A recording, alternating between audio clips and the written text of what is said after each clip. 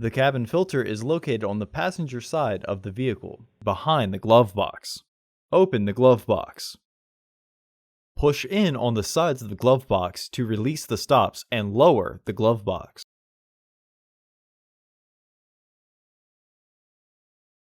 Remove the dampener cord from the glove box.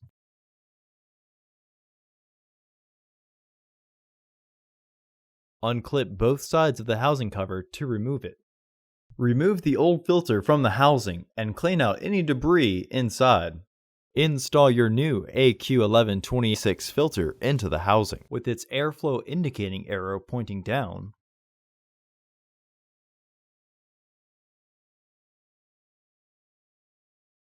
Reinstall the housing cover. The easiest way to reinstall the glove box is to reinstall the dampener cord first. From there, you can then get the stoppers behind the frame and the hinges clicked into their catch. Close the glove box.